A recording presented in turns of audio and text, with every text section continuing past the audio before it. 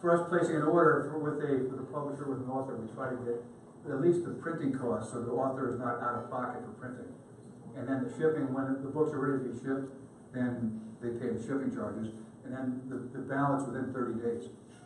If you sell it to the government, if they don't pay a non-contested invoice within 30 days, they have to pay you interest. So we get paid pretty quickly with the government. Margot? You recommend Ingram Spark? You recommend Ingram Spark as the easiest way to do business? No, they're a way to do business, but that's retail. Retail have to have a distributor. On non-retail, you are contacting the client directly. So there is no distributor. So you automatically, like, you're not getting a distribution discount, but you're still discounting based on volume. So if I had a print-on-demand situation and I got it, if I had a print-on-demand situation and I got an order from some non-returnable for 1,000 books, I would order from my print-on-demand 1,000 books and then send it over to them. Well, it depends. In the sense that generally it's about a break-even point, I think it's about 700 or so, where digital printing is more profitable or lower priced, below, I think it's about 700. And above that, it's offset. So if you order 1,000 books from your print-on-demand company, they're doing them all digital. They're losing money. But we have printers we can recommend. We can get printing costs for you. Or you can go to somebody on your own. You go to like a Color House Graphics, or Sheridan, or McNaughton and Gunn. These are 3 printers we use regularly, and we get quotes from them. But anything over 700, the price per book, the unit cost drops significantly. That's why in an order of 50,000 or 5,000 books, you get some really good pricing. It's really important just one second, to reduce your costs. If you have a 4-color book, black and white interior, what's the most expensive part of let me see one here, like the book over there, like how to make real money selling books. That's it. Thanks for holding it up. Your fingers covering the author though. That's important. I was a host of a TV show for a long time, and I asked people to hold up a copy of their book, and they'd say, "Oh, here's my book," and you couldn't read it. So you just have to hold it like this, and not down like this, because if you have it tilted a little bit, the lights are really hot. And you can't see the cover if it has a gloss cover. So just hold it like this, and not in front of your face, not like this. But the point is that what's the most expensive part of printing that book? Cover. The cover. So at Job Search 101, I wanted to get 10,000 books. And I had to get 10,000 books in order to get the unit cost down where I wanted it. And it was, say it's $2 each, 10,000. So that's $20,000. I didn't have $20,000 for inventory. So what I did, since that's the most expensive part of the book, I printed 10,000 covers and just put together 2,000 books at a time. So they did the black and white part of it, the interior part, 2,000 books at a time. My printing cost went down $100 that way, because I printed 10,000 covers and I got that really lower price on the covers. And that enabled me to keep my whole printing cost down. It also helped because Kmart called and said, if you can give us 5,000 books in two weeks, well, we want to do an employment special. And if I had to print 4-color covers and the book's interior, I wouldn't have been able to do that. But I had just called the printers, put 5,000 books together, and ship them there. But my point is that just the more that you can, the higher the quantity, the more that you can get your cost down, the more profitable it is. I just had a question on the use codes. You can create those in Amazon. You can create them yourself, or does the company? Do it through them. Through Amazon. No, I know that. I mean, in other words, the corporation you're dealing with or whatever that's buying it, they don't create it. You create it. So Yes, through Amazon. That's correct. Okay, so you could theoretically create packages or something and then resell, sell to companies. In use code saying, okay, I have $5,000 books, and I can give you quote unquote this discount through this use code. That's correct. Oh, okay. I didn't know anything about this. This is new to me, so thank you. The key is Code from who? we get those one-time use codes, and we put them on a business card, for example. I talked before about stop selling your books. And here's an example of talking with an author that I'll say, the buyer may say, tell me about your book. Well, it's 6 by 9, it's a 4-color cover, it has 320 pages, it took me 6 years to write it, got some great reviews, 4-color photographs, and best of all, it's only $14.95. So if you order 10,000 copies, I'll give you 50% off. How many do you want? None. I don't want any. Because all you've done is talked about your book. But what if you said to that buyer, which is a great question, you say to that buyer, I ask you a question first. Sure. Do you use books as premiums? No, we don't. Well, what do you use? We use coffee mugs. What do you use coffee mugs for? Well, we do them at trade shows. We give those out. People come to our exhibit. We give them a coffee mug. Don't a lot of other people have coffee mugs? Yeah, they do. But ours is the best. It has our logo on it. And then you have to store them. Yeah. And ship them. They ever break? Yeah. How many coffee mugs do you buy? I buy about 5,000. Okay. So now, what do you know?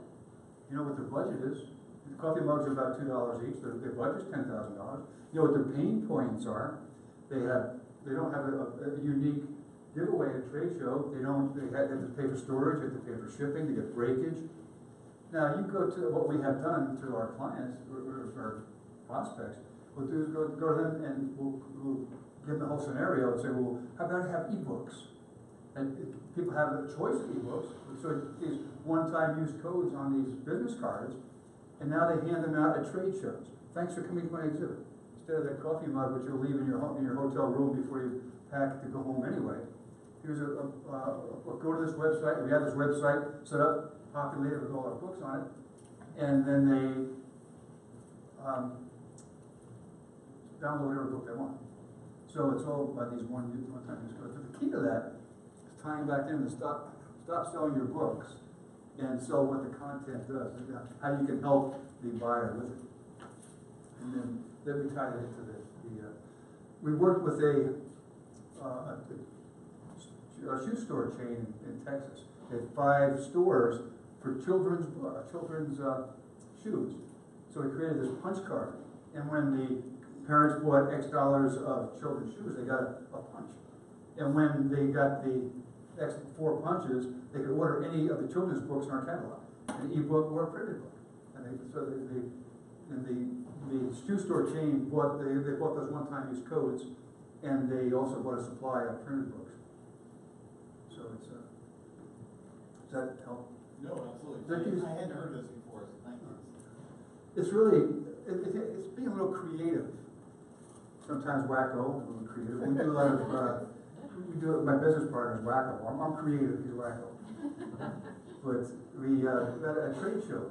The reps are the attendees of these trade shows, and the rep came up to him and said, kind of a challenge, my customer is Coca-Cola, what do you have for him? And wacko, Moby Dick. What? You can quote me on that, Moby Dick. So yeah, it's a classic. Yeah. So they're sending him down to Atlanta to do a program on a pitch on. Buy a 6-pack of classic Coke, you get a free classic. We'll have these, they're all public domain, so we can get those. So, Jason? Do you feel that tying a book in to these marketing promos devalues the book in the sense of like what you said, you have Coca-Cola, which is essentially a toxic product full of sugar, and you're giving away, one of the greatest books of creation ever, Moby Dick, so it sort of devalues and as an author concerned with your own brand image, I don't necessarily want my book to be tied in as the free giveaway Gideon Bible in the hotel type of thing. I'm just being a little bit facetious here, but do you find that as an author you have to worry about your brand image, and when your book is tied in, then it becomes, it could become devalued in the mind of the consumer. It could be, but we're not going to do a children's campaign for Budweiser. or we had Philip Morris years ago wanted to do a campaign. They were going to buy 10,000 coffee table books, and a lot of companies wouldn't do that. Wouldn't even offer theirs because it was Philip Morris. So the branding is very important. It's critical. So now we sell books that are in our program that the company may want a leather binding on it. So that did have a little bit more upscale image, and so we will create the books with a leather binding. So that branding is very important. Now, if Coke doesn't do that, then we're good. But from the author perspective, would you give advice in terms of, because it sounds like some of your message is book tie-ins between, so-and-so who wants X, and your book is the tie-in, and they're gonna buy your book, blah, blah, blah. But, would you say to the author, what advice about, are there some deals you just shouldn't take? Or should you think 2 steps down the road if my book, or the other way, I was listening to you talk, as a sort of marketer myself, I think, well, some of this sounds like a lost leader strategy. You have a book that you give away or you tie in, and then that is connected to a higher priced book that you don't give away. Yeah. So you use the tie-in to get the publicity, and then the higher priced book is where you make your money. You could do that. It could be a strategy, but most of the books that we go through are not in that category, in the sense that they're not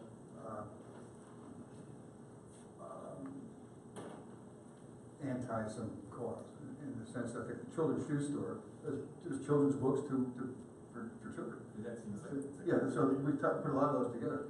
As far as devaluing the book, I think that Moby Dick doesn't make a difference, but as far as the product, yeah, that's something you have to be concerned about.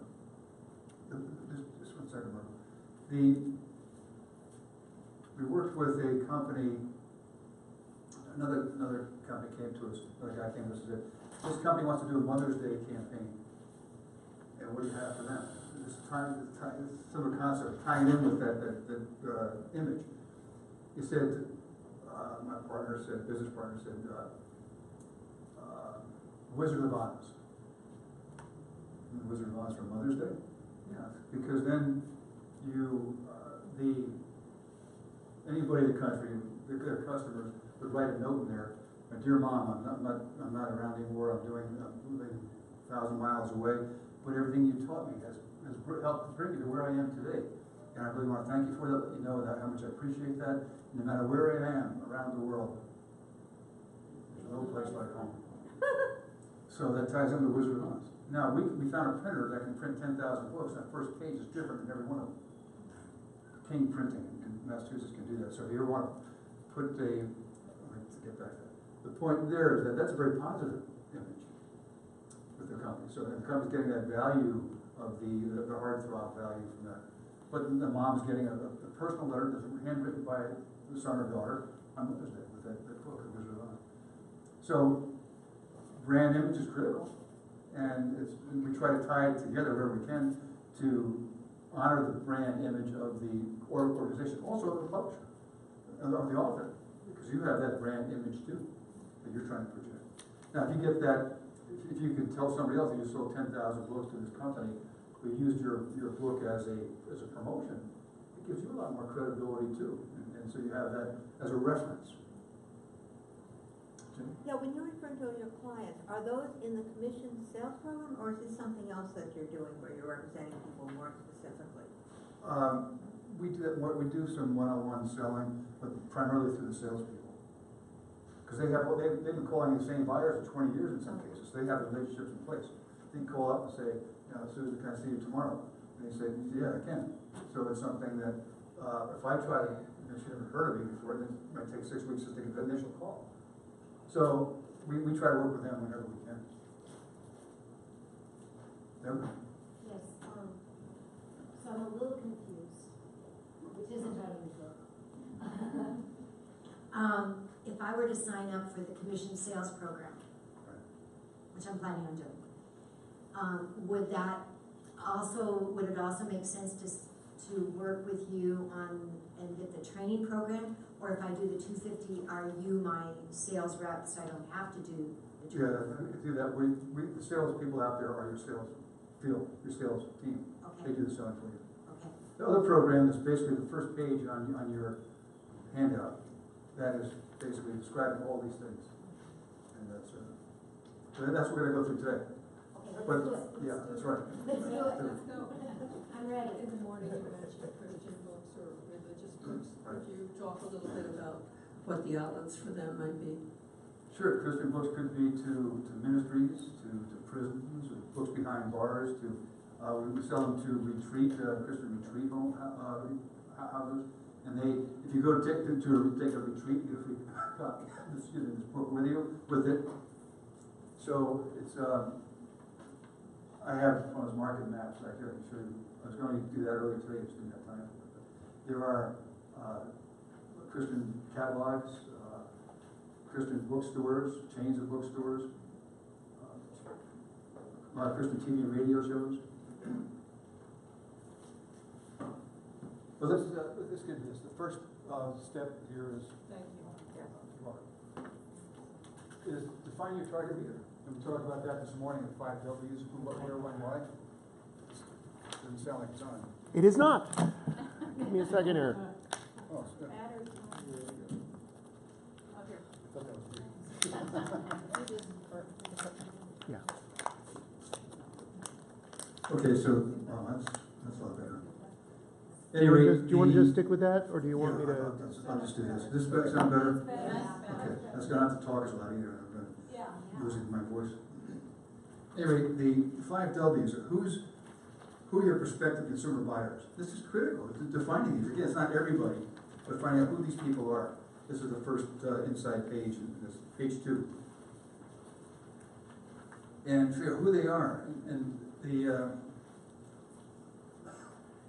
lot of people say, well, women for fiction say, look, women are my target audience. Well, you can break that down. You have college students, they're career people, you have family, moms are families, moms are career people, moms balancing careers and family. And so they all have different needs, and you have to be able to look at it, and that ties in with the age of these people. But, who are your prospective non-retail buyers, selling to the military or government? And we have that whole list that went through this morning, so you can use that as your prospect list of the different types of non-retail buyers. When do they shop? Are there seasonal demands? So, I was talking about the college students today, that every June or December, there are 1.5 million students graduating, but there are 1.5 million more coming in next year. So they're more seasonal. They buy books just before they graduate. But what I try to do is level off that seasonality. So that's why I started contacting state governments and selling the books to the state governments. So that way, it was something that was more regular as far as income, and it wasn't seasonal. But if you have anything, any gift book, that's generally seasonal. And they have the fourth quarter holiday season, but also the April, May, June period is the second biggest gift buying time period. That's the Mother's Day, Father's Day, graduation period. So it's good. Why do they need your content? That's really important. And I mentioned this morning about what I call a par statement. You take a sheet of paper, just put it in 3 columns: problem, action, result. The left-hand column is problem, middle column is action, right-hand column is result. What problem does your reader have? I would say for my book that authors want to sell more books non-returnable. The action is I show them how they can sell more books non-returnable. The result is they make more sales, more revenue, more profits.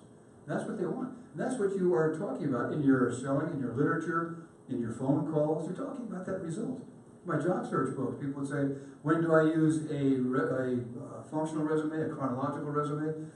Problem, the action is there's a checklist in the book. The result is you get a job faster. And that's what I started selling, because everybody in every category wanted a job faster. So if you do a par statement, you find out why do they need your content. That could be a corporation or a library or whatever. Yes? Could you give some examples for fiction? Fiction could be what problem that people have. When do they read fiction? It could be in a prison. It could be the Navy on board ship, a hospital. That excuse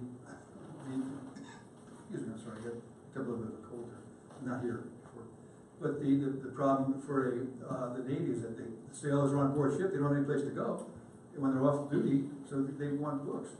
So the action is that you can get books to them. The result is they get happier people in the, people who re-enlist is what they want. So the result is that they get more people happier on the ships and they re-enlist.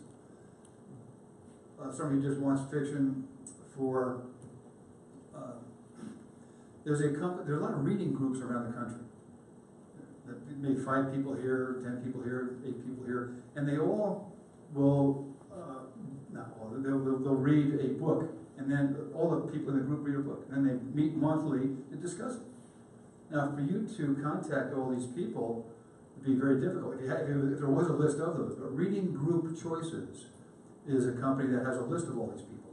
So Charlie Mead is there. It says Reading Group Choices, and so his problem would be, how do I get all new content, all new books every quarter? You just got to have a whole new catalog of mostly fiction every new quarter.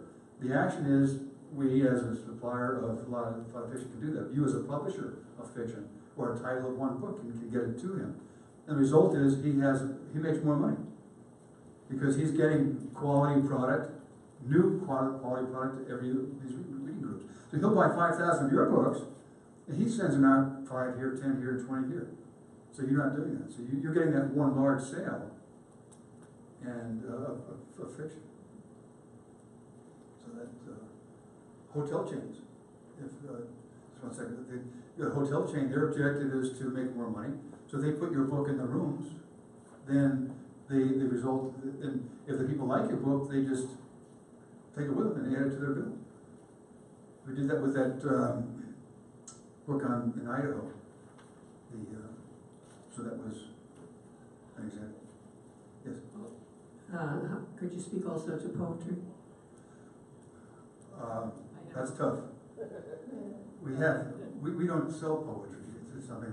We found people who the poetry that I've heard sell was work for hire, where the companies. I know Cynthia Franklin writes a lot of poetry, and the company hired her to write a poem for some major event, and she did that.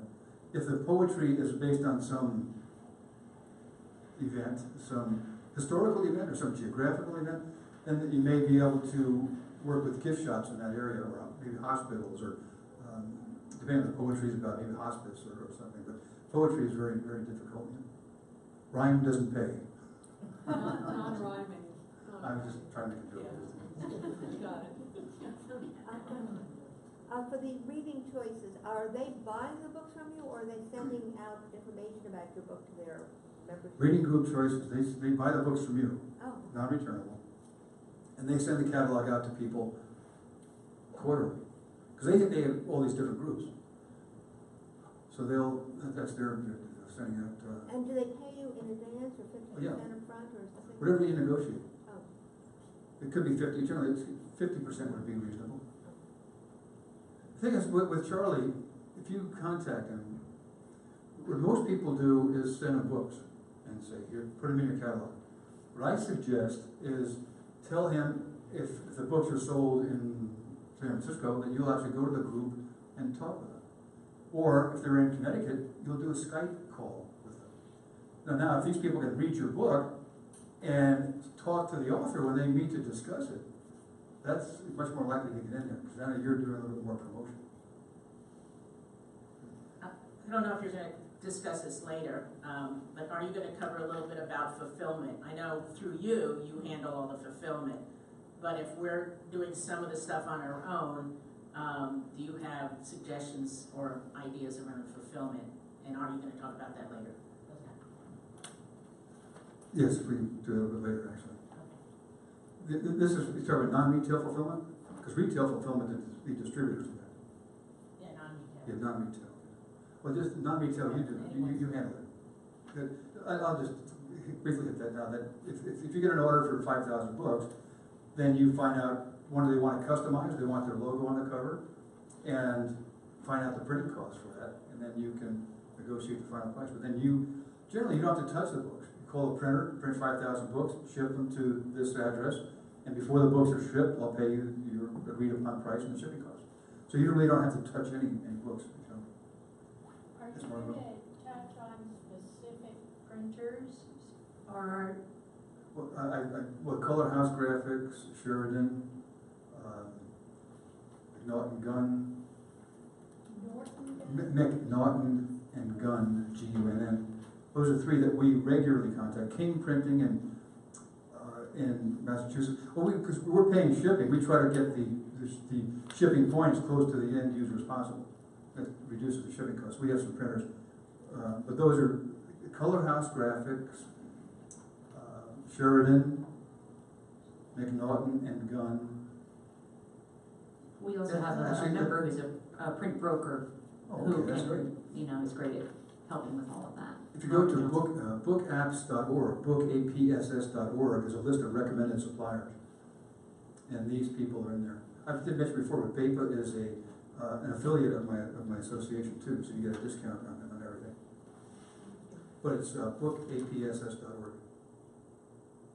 If you have that form I handed out right at the end with the listing, that information on there, there's a typo in my email address. Yeah. Which handout? On this one that shows that one, So where's the? my email address in the bottom right of the second page. It's BOOOK. That was pointed out to me in the break. It wasn't a typo. If anybody finds, I should have done that. If anybody finds a typo, they get something. Contest. Another great question is, where do they buy? They buy in Walmart, with the lower demographic. They buy in airports. Are they travelers? They have kids. Maybe they go to children's stores or toy stores. Even Toys R Us now is not out of business. They're still operating, so they're still selling product. I wouldn't recommend selling to them right now. You may not get paid, but it's something that they're in bankruptcy. But they have a lot of other Zany, Brainy, and Einstein or whatever. But just find out where do they shop. They shop in supermarkets. They shop in association bookstores or whatever. Their age, the older demographic. Maybe you have a large print book, or print in or market in more online, not in mobile apps. I wrote that coping with unemployment. My target market was 55 plus for that. For Job Search 101, when I do a radio show on a college campus, I use a lot different examples than I would if I was talking to a 55 plus audience. So the more that you know who your audience is, the more you can be specific on your media performances. So these are just some things. We won't go through all these, but you can look at these, how important it is to. Next page has that. It describes what a bar statement is. And when I found when you do this, people will ask you, if you're on a TV show or radio show, they'll say, who's your target reader? Or tell me about your book. Or what does your book do? Or something. And people go off, if you're on a show for 10, a national show, you may get 3 or 4 minutes. But you can't take a lot of time describing your book. But if you can use the sentence, I help who want, get. I help, who's your target reader? What do they want? You did that par statement, and what's the result that they want? So, in one sentence, you can say what your book does. I help who wants, get. That's written on page 3 there.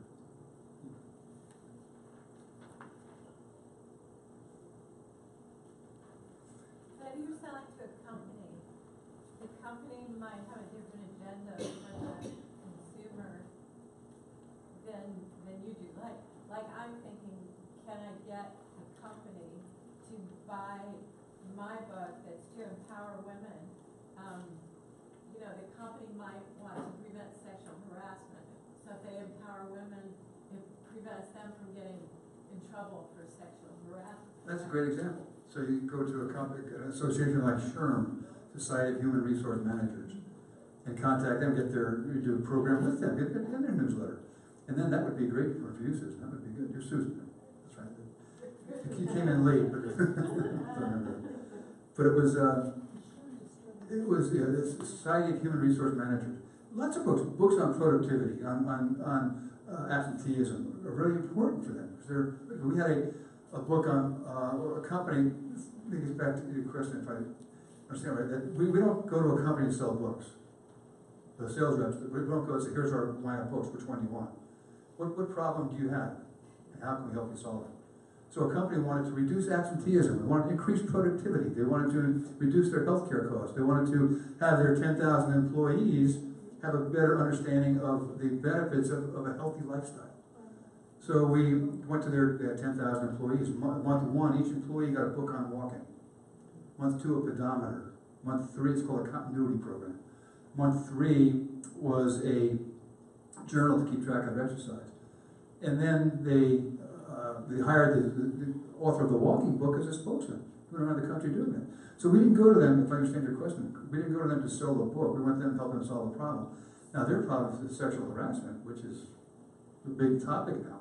That is something that would be a great concept to contact, particularly SHRM, with it. So their companies can eliminate or can prevent sexual harassment if they follow your advice, and then hire you as a spokeslady to go in and talk to them. So your salesmen contact the corporations, is that correct? That's correct. All non-retail. Corporations, associations, schools, military, and government. And do you talk to them about the book as well as about the possibility of speaking engagements? Yes, we have a speakers bureau in our catalog. Oh, you do? Yeah. Cool. Okay. So, for example, if the company wanted to hire you, Susan, as a speaker, come in, then we would do that. We would get the book sales. And we still get your percentage of the book sales.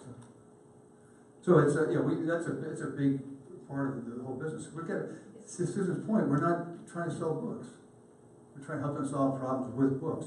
We're competing against coffee mugs and umbrellas and golf caps and golf shirts. We're not competing against other books. So we have to be able to demonstrate, you get a coffee mug, like that little vignette I did before, you get a coffee mug, the same as everybody else has, but you get different books. Then you have the differentiation product for them. So, I'm sorry, in terms of, timing, so I'm still in the middle of writing the book, but you talked about a high lead time. So for example, when is the appropriate time to sign up for the non-retail sales market program? After your book is published. After. Yeah. But that is a great point, that the sense of the concept of product placement, when you're writing a book, in the writing stage, that you go to a company, if you're writing fiction and your character jumps into a car, have them jump into a BMW. And then print one book and take it to BMW and say, would you sponsor this book? And if they turn you down, change it to Lexus, or change it to Chevy, or change it to Ford. Just print one book, take to them. And that's a way of getting some sponsorship money up front. So, where's the money? And also do for cookbooks, just expand upon that. We do a lot of that with cookbooks. Instead of saying, add some ketchup to it, add Heinz ketchup to it. And then they pay for that, have their name in there. So for my workplace wellness book, I am doing that because there are solutions out there that I'm writing about. So now I'm thinking I should be contacting all these vendors that I'm already writing about. Right. And talk about co-marketing ideas. Yes. Start out at the top, because once you put one name in there, no other competitor is going to buy your book. So just start out with the largest and then work your way down. Will that work for any book, or does it have to be related to their topic? I mean, like you were talking about going to the auto companies. So, Yeah. I mean, would your book have to deal with autos in some way? Oh, no, Lee's book on travel, going to California travel. Every car dealer, you buy this car, you get this book is in your glove compartment. Just whatever. They don't. We have a book of I forget the title, but it's about everything a teen needs to know about driving before they get their license. So a car could do. Then if the parents go with the kids to get a car, then they get this free copy of the book along with it. They just give it to the parents or whatever. But yeah, it's the Philip Morris project. They didn't want a book about anything about cigarettes. They wanted about healthy, the mountains, fresh air, and so that Coca-Cola didn't want Moby Dick. That's something that you're solving their problem. And that's the key. Sort of related in a sense to the company or what they're doing. It's not. Well, it has to be related, I guess, but it's something that I can't think of an example. It would, yeah, if you're just giving away a book as a gift. If you have a very expensive coffee table book, then companies like that, they'll give it away as a holiday gift.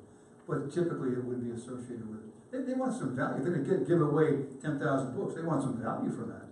So they want to be able to, they may put their logo on the cover, which happens regularly. They put the logo on the cover, they pay for that, any customization. Or a letter from the president, that 10,000 books on walking, the president wrote a message to everybody. We put that in there on the first page. You know? When you talk about a more expensive gift, are you talking about an internal gift to employees or to customers? Well, it could be customers. Could be both. But something like that for customers, it's like your book's $50. So if the customer's got a $50 book, that's what it may have cost the company. We can also do what's called a self-liquidator. That if a company, I don't know if I want to get too detailed here, but if a company, they had a $50 coffee table book, and say the cost is $10, they may say to their customers, you buy these products, or this amount of products, you get this $50 coffee table book for $10. See, that's a self-liquidator. The customer's saving $40, the company's breaking even, and that's what a self-liquidator is, it's called that. So that's how more expensive books can be sold that way. But enlarging your sales opportunities by asking the right questions. When you ask the questions, asking yourself, this is just below the, I guess page 3.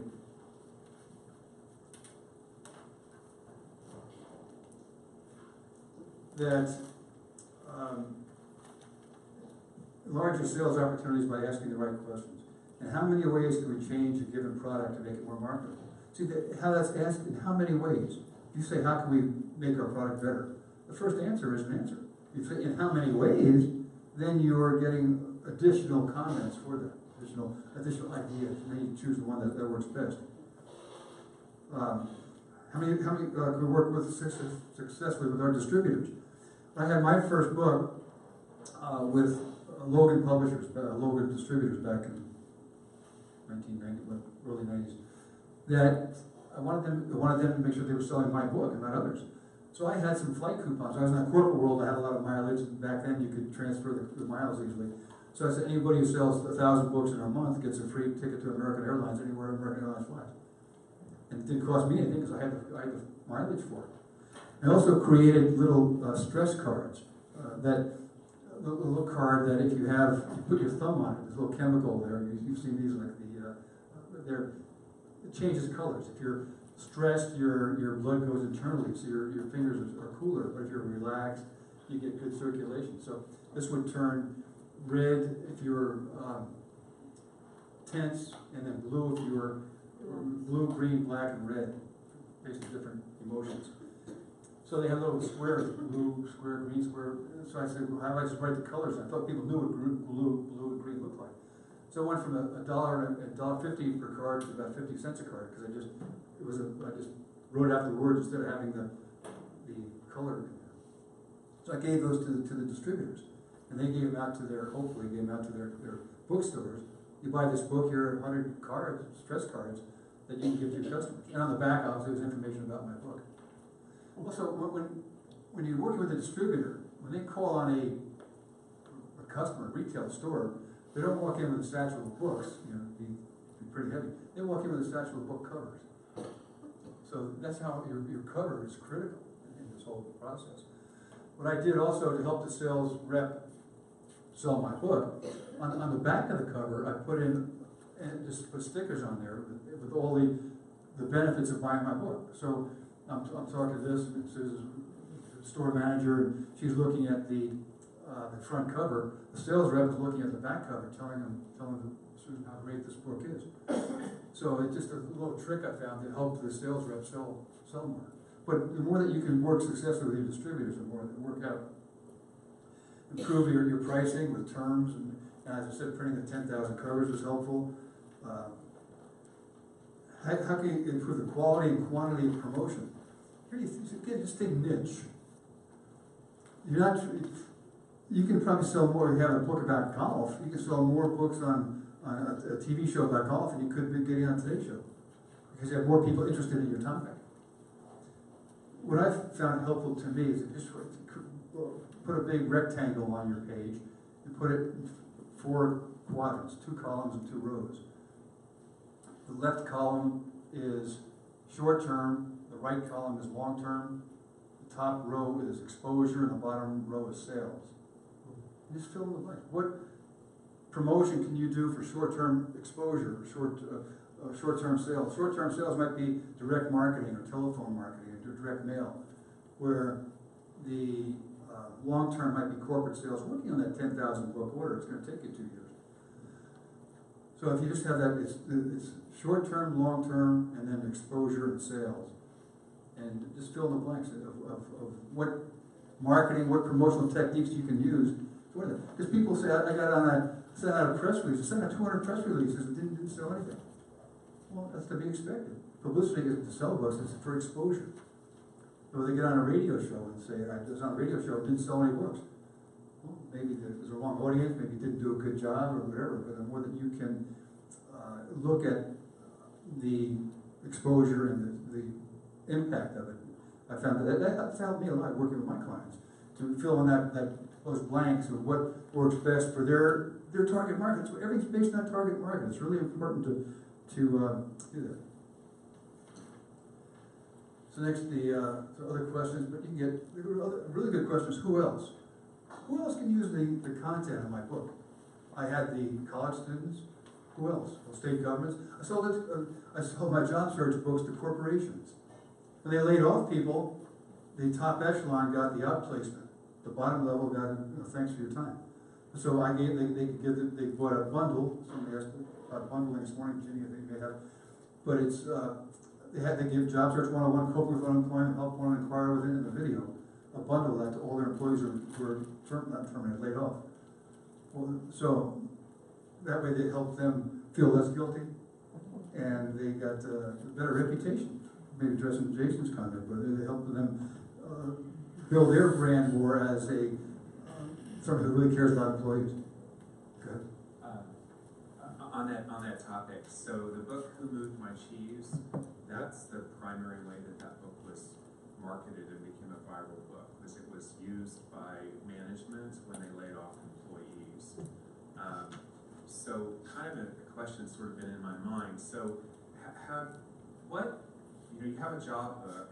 How would you compare your marketing to Who Moved My Cheese, which is another kind of very popular job book, or What Color Is My Parachute, which is really sort of seen as the book in the job market. And do you have any insights in terms of like your own positioning or marketing? Because I'm sort of curious whether you think that, if the guy who wrote What Color Is My Parachute, his name escapes me, he's passed away. Bowden? Yes. Bowles, he's passed away. But if he were here in the room, what do you think he would say about your marketing versus his marketing on books that are somewhat similar and somewhat adjacent to each other? First of all, I probably wouldn't like me because every time I go to the bookstore, his books are always face out, mine are spine out. So I put his spine out, but mine face out. So mine would sell better. But that's one reason. That's a great question, Jason. Cause that's why I went out of the bookstores, because people always say, "What color's your parachute?" They would want that book because everybody knew about it. My book was buried among 426 others. So going to the state governments, they weren't as concerned with it. They were concerned with content. So I was the market leader in other niches where the What Color's Your Parachute wasn't important, or wasn't known, or whatever. So what I did is I tried to go where he wasn't, and not go head to head against the market leader, which is a marketing principle, that you go to the niches, and going to the media, going to the my book was totally different from his anyway. It's much better. But it's different and better. But I use the principles of marketing. Does anybody know the 4 P's of marketing? Placement, product, promotion. Product, place, price, promotion. Yeah. So I did that. That's my book. You as the job searcher, you're the product. What was your price? Your distribution. Where do you want to get a job? How are you going to promote it? So mine was how to write a marketing plan for your product. So that was how it was really different, so, but I went to niches where he was not as well known. Does that answer? It does, and then, Just one second. and then related to that, you seem like someone who's over, say, 25, right? So, how, you know, how have you seen things change? What do you see as things that are new and different, that are changing? So for instance, you've said a lot about retail, right? Well, retail is just in a tailspin because of Amazon. You know, JCPenney's is near bankruptcy or in bankruptcy, Toys R Us is in bankruptcy. I mean, so that channel where, you know, you go into Costco to buy books would seem to me to be threatened in the long run by this takeover of Amazon and everything retail. So what would you say are things that you see today that are really different than 10, 15 years ago? You know, forecast the future for us, because it's really a little off topic, but I do want to address that. But that's why I think that corporate non-retail selling is the way to go, because sales are increasing there. You're part of a multi-billion-dollar industry that's growing rapidly. A promotional product. So we're competing against coffee mugs and T-shirts. And in retail, I don't know why anybody does that. So you almost say retail is maybe not as important as the promotional products. Brick and mortar retail is not as important. It will be less important as time goes on. Can I just have an adjunct to that? I just want you to Sure. quickly break down, because I'm really, really curious about this, physical books versus e-books and what you're talking about. Because this ties into this, because the more you talk this morning and now, I'm just like, I thought the world was going to smartphones and everything, Kindle reader. So what are you seeing in your world now as far as just a general breakdown? Well, it's proven, it Publishers Weekly about 2 weeks ago, that e-book sales are decreasing and print book sales are increasing. Okay. Because, At a slower rate. because, It wasn't in there. My theory is that they have younger kids, less than 25 or in that area, that are more phone oriented and less print oriented, or less book oriented actually. Brian, do you want to hear my theory? Sure, go ahead. Just because Please do. it's something I actually think about a lot. My theory is they asked the wrong people. They asked the AAP publishers, how are your ebook sales? And they said, they're dying. We got to raise our prices because our sales are down. We'll raise our prices, and our sales are going down. Yeah. But in fact, if you look on Amazon, in terms of the rating overall, AuthorEarnings.com has done this. And in fact, overall, the market, it's leveled out. It was growing like that for a while. It's leveled out. The people who are selling ebooks are people like us. But people are still buying ebooks, it's just not from Penguin. Oh, yeah. I think there's a big market for ebooks, and I think that will be growing up. That concept about we'll increase our pricing because sales are down, it's like saying that firings will continue until morale improves. So, it just doesn't work. Margot? Does your company review a book before accepting it? Yes, we have to, because we send the sales reps a bad book, they'll never come back. So we have to see it. Yeah, a different slide. I hire a PR company, and I'm looking at selling my books, but should they be selling me as the author more than the book itself? What would be the focus? What am I paying for? It depends in the sense that, the Judd theory of that is that they should be selling the content of the book, but the author also. If you're an expert in the topic, then it's very important that the buyer knows that.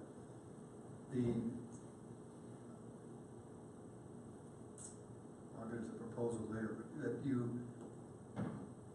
the credibility of the author is very important in a book sale. To a corporate buyer too. That we have to demonstrate that the author is an experienced or knowledgeable person on the topic. If it's fiction, it's less important. Well, although it's important that facts are historical fiction and facts are there. But the author's credibility, experience, knowledge is an important part of the sale, particularly for the Speakers Bureau. Yeah. Thank you. You're welcome. There's some of these questions that you go in there,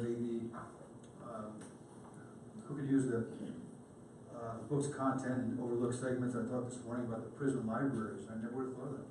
Or selling that my video program, you're on the air, selling that to the Civil Engineers Society. I never would have thought that, I took that to other associations. See, the important thing about this is once you get one idea or one sale, then take it to other groups. Other people, I took that to other associations and sold that same concept. When I did that spiral binding on the job search book, I took that to other states. So if Connecticut's doing it, you might as well do it too. So it's just something that the more that you can get that ball rolling. I look at my business as, this may not make any sense to you, because in Connecticut it does, get a snowball and roll it up a hill. And it gets bigger and bigger and bigger, and it's kind of fun initially getting this snowball going, and then all of a sudden, and the top of the hill, in my mind, is up in the clouds. I know it's up there somewhere, I just don't know where it is. So I keep, the snowball is my product line, my business, I keep going. All of a sudden it's so big, I can't stop, it'll come back over me. But I still can't see the top, I know that this top's up there somewhere, I gotta keep pushing up there and building. And that's the, one of the visions that get me going.